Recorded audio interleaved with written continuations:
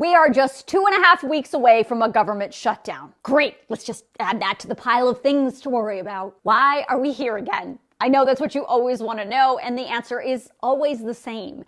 Because Congress won't do its job. Now, I want to be clear here, this government shutdown scheduled for March 14th is in addition to the budget resolution deal I told you all about a few weeks ago. Remember, that's the big picture Republican plan to cut taxes by $4.5 trillion, offset by about $2 trillion in spending cuts, probably including big cuts to Medicaid and a $4 trillion increase to the debt ceiling.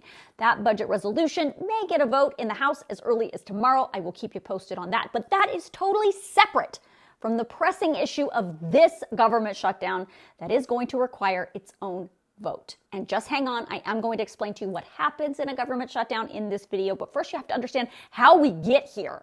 Now, I've been telling you for years that the federal government's fiscal year ends on September 30th.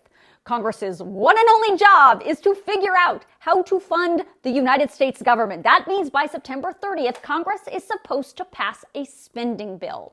Well, in September of 2024, when the fiscal year ended, Congress did not do its job. Lawmakers did not pass a full spending bill, and instead, Democrats carried a Republican continuing resolution. A continuing resolution is a band-aid to keep the government open and functioning at status quo funding levels until a certain date. Technically, this band-aid is supposed to buy lawmakers a little more time to figure out the spending issues and pass a full spending bill. Well, you guessed it, when the end of that CR came in December of 2024, Congress again did not pass a full spending bill, and instead, Democrats again carried another Republican-led continuing resolution. That one expires on March 14th, and that's how we get to the scheduled government shutdown on March 14th. To avoid a government shutdown, this time House Republicans are suggesting that instead of passing a full spending bill, Congress should instead just pass another continuing resolution that lasts through the end of the fiscal year.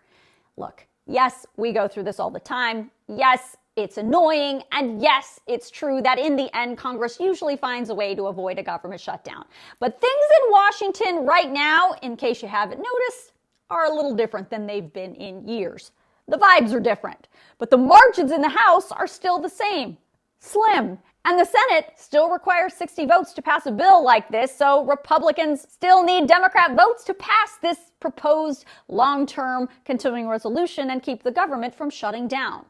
Well, at this point, hardline Republicans do not like this continuing resolution deal. They want deep spending cuts. So it appears that if Speaker Johnson wants to avoid a government shutdown, he's going to need Democrats to carry his bill again like they did in December and September of 2024. But this time, Democrats are not in the mood to play ball. They're pissed. They do not like what President Trump and Elon Musk are doing. They think the president and DOJ are overstepping their authority, and in exchange for any vote to avoid a government shutdown, the Democrats want to include language in the CR that would put some restrictions on how Trump can spend money or cut spending. Whether the Republicans go for that seems like a stretch. Whether Democrats will back down doesn't seem likely. So we're going to have to wait and see who blinks first as we get closer to that March 14th deadline. So now let's talk about what happens if we do see a government shutdown. The severity of it will depend on how long it lasts. If it's only a few days, probably not going to be that big of a deal.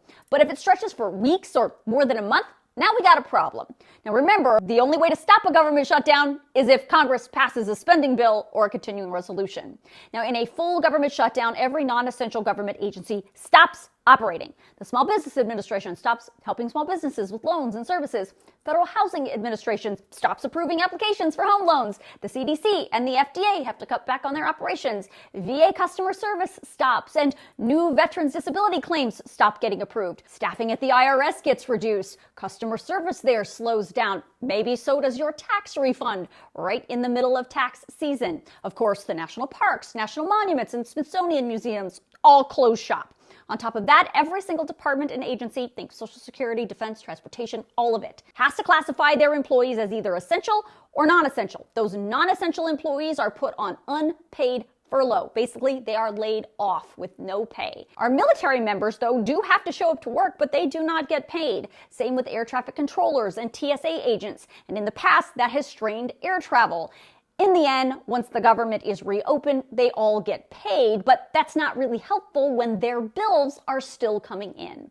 Now, if there is a government shutdown, your Social Security check will continue, but no new Social Security cards would be issued, so no new accounts could be created. Same for Medicare. SNAP benefits are still funded, but sending out those benefits gets harder. Now, you know who does still get paid in a government shutdown? Congress. According to the Constitution, they still get a paycheck. Now, I'm sure you're thinking lawmakers threaten to shut down all the time. Do they actually have the nerve to do it? Yeah.